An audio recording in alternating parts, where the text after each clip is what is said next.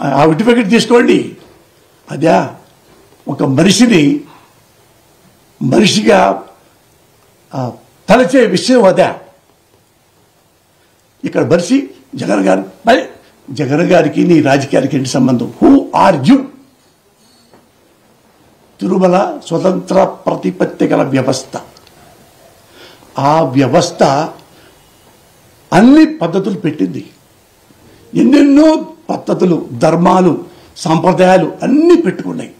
నువ్వెవడగవయ్యా వచ్చి పద్దాక అతని మీద కొండ మీద కూర్చొని వాడాటానికి వెళ్ళలేదు, వీడాటానికి వెళ్ళలేదు. మీ ఇంటికి వచ్చాడా? మీ ఇంటికి వచ్చాడా? మీ ఆఫీస్కి వచ్చాడా? మీ అబ్బాయి దగ్గరికి వచ్చాడా? దేవుడి దగ్గరికి వస్తున్నాడు. నువ్వెవడవి? దేవుడికి అతీతుడు వాడు. ఏమన్నా దేవుడు వెంకటేశ్వర స్వామి కళ్ళకు వచ్చాడా? నీ కళ్ళకు వచ్చి చంద్రబాబు నాయుడు జగన్ వస్తున్నాడు, ఏ రాని మక్క పో అన్నాడా చంద్రబాబుకి? ఎంత గొప్పగా మాడతావా నారా చంద్రబాబు నాయుడు. నేను అదే చెప్తున్నాను, నువ్వెన్నన్నా నాటకాలాడు, దయచేసి జగన్మోహన్ రెడ్డి మాత్రం మర్డర్ చేయించు మాకు. నీకు పెద్ద హిస్టరీ ఉంది నాకు తెలుసు. ఎప్పుడు పోతామో ఏడుతా, రేపు పోతామో కొట్టావు.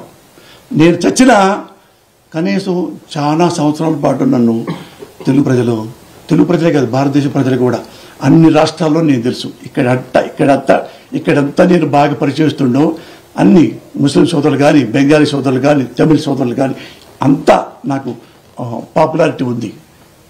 నేను చచ్చిపోయినా కానీ కనీసం 1 year అని మాట్లాడుకుంటారు. మంచి ఉంటాడు వాడు లోఫర్ కాదురా, కబ్జాలు చేయడరా, అవినీతి పనులు చేయడరా, లంగా పనులు చేయడరా, అది ఉంది. మనం పోయే వరకు next day close. There is the matter. Sir మొదట లడ్డూ కల్తీ అన్నారు, తర్వాత ఒకటేసారి deputy chief minister Pawan Kalyan కూడా వచ్చి సనాతన ధర్మాన్ని మీరు కించపరచొద్దు అంటున్నారు. అసలు ఎవరు కించపరుస్తుందో సనాతన ధర్మాన్ని? ఈయన ఎందుకు రావాలి?